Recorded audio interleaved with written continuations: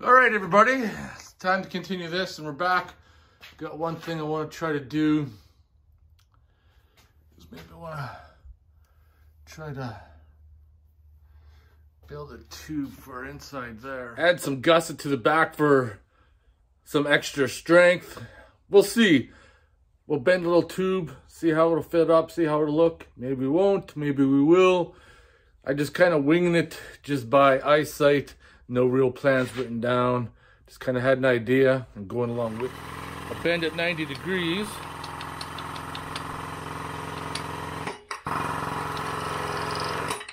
I just gotta take out the slack. There we got the slack. Reset that to 0.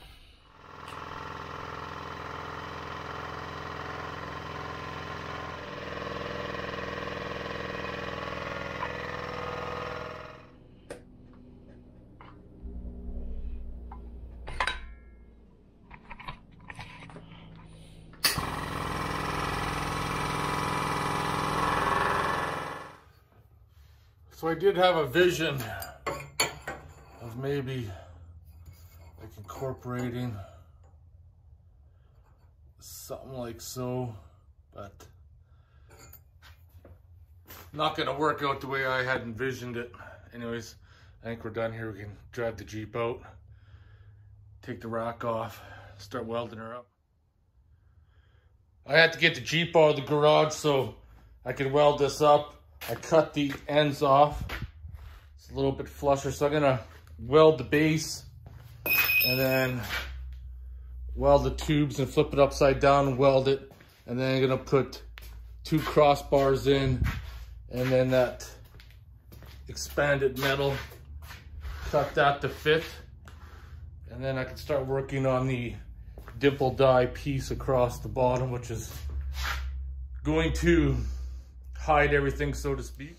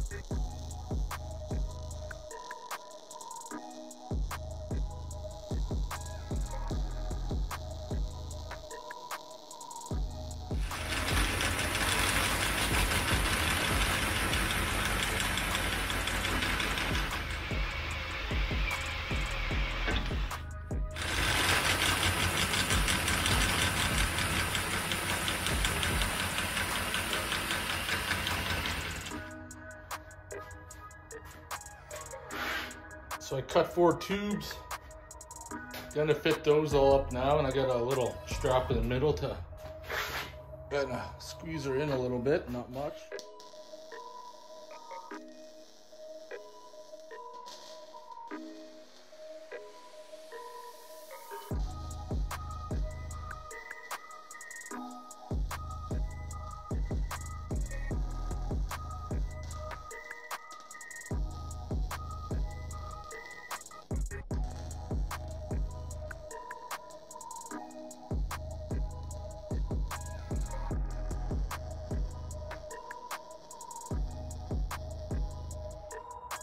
All right, everything's welded up. It's getting dark, smoky in here from welding, where a ventilation fan would come in. But what I need to do right now is get the expanded metal on there.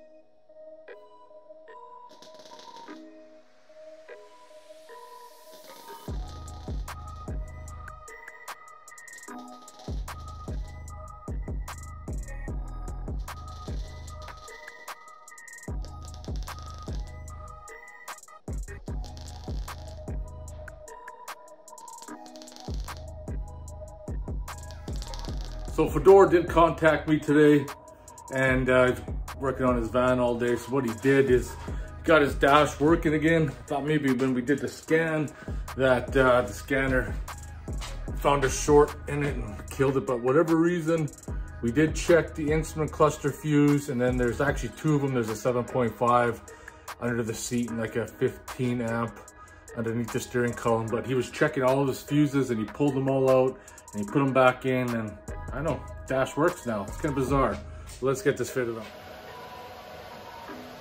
That feels better now. The iPhone, I just clicked the zoom out. It's all welded in.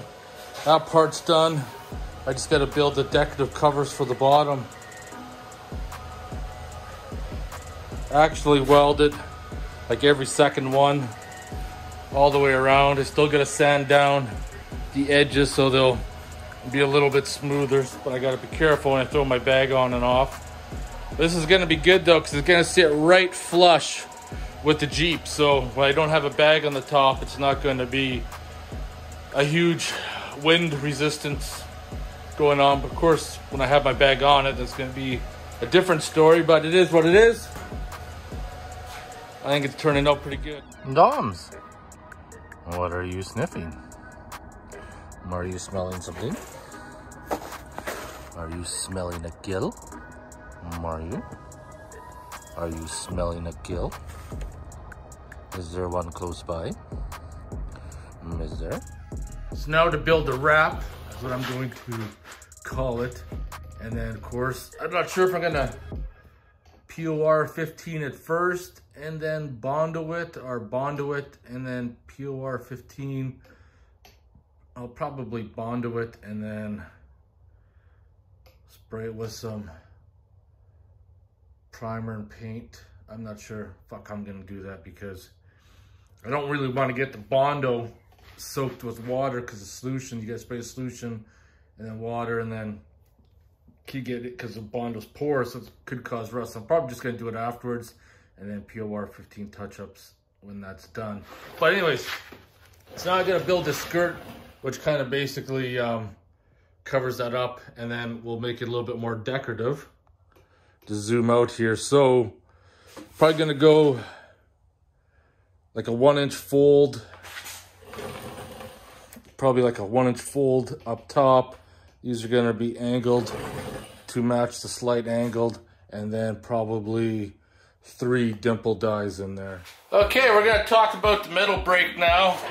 This is one tool that has paid for itself so many times over, and how I justify buying tools like this one is that years ago when I bought it, when I was first getting into sluicing for gold, it was actually cheaper for me to buy this brake, build my own sluice box, than it was to just go out and buy sluice.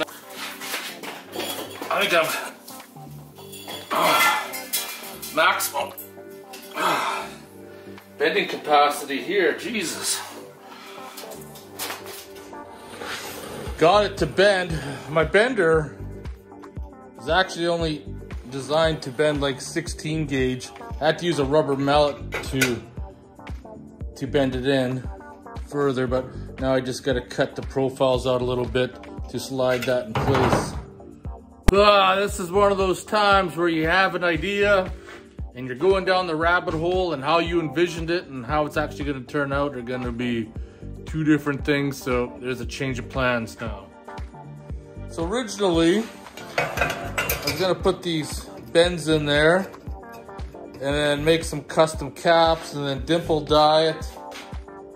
And then I decided, you know what, that's just going to be way too much work.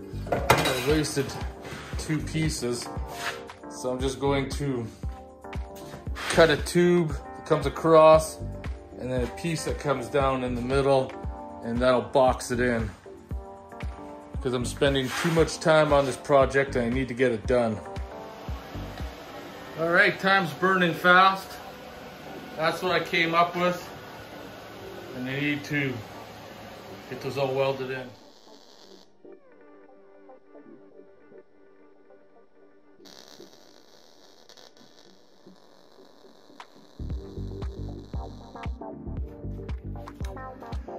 gonna add 2 more gussets in there, just because there is some flex. It'll also put the stress on here too. Gussets, I don't think it's gonna go anywhere though, but it just kind of breaks it up as well, so it's not such a big gap. So I brought these crappy sawhorses in. Now usually POR 15 everything, but I'm way over budget as far as time-wise goes on this project. So to hurry it up, I'm gonna try this trim clad rust enforcer or reformer.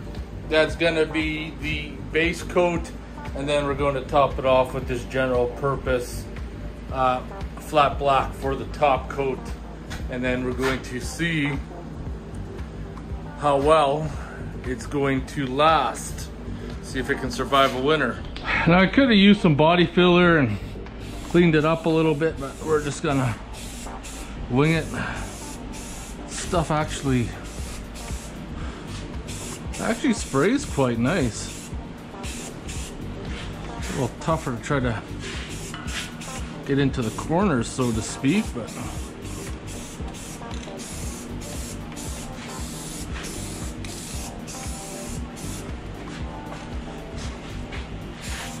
yeah, definitely sprays on nice.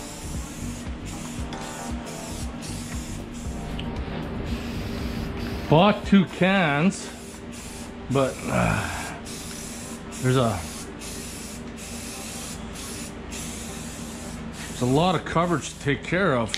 I don't know if I'm gonna get a second coat with 1 can.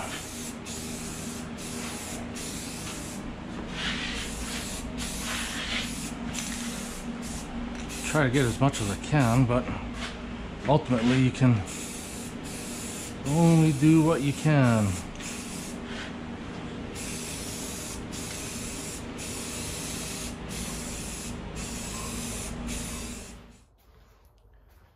So 1 coat is put on, used up, 1 can.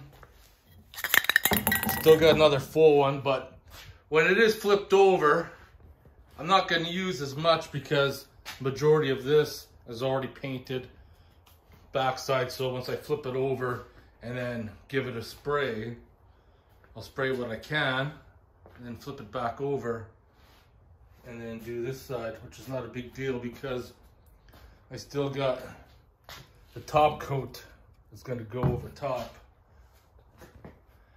And we'll see how long it lasts before it starts corroding. So what I did to access the roof rack a little bit easier, I just fabricated this little step quickly.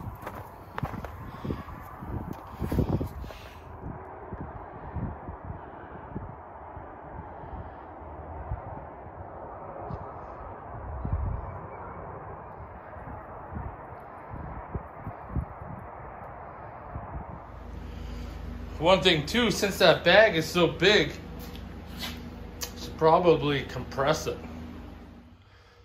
Well, it shrinks it up, but I gotta figure something out with that. How I'm gonna work that a little better. That's for sure. All right, time to shut her down. I've got a greasy old Pilsner here for the motherfucking beer dime. Yeah. Anyways, cheers, everybody.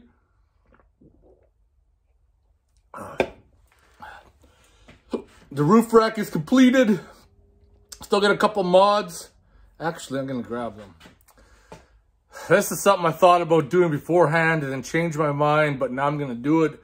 I'm going to weld some chain links on it. I got 5 chain links, and that's going to help secure it a little bit better. I was just going to feed it underneath and around, but it seems to be more of a pain in the butt, and I thought it'd be a little bit more secure. It is what it is. Anyways, if you have any questions or comments, post them below. I'll see you guys in the next video. We'll get this sorted out one way or another.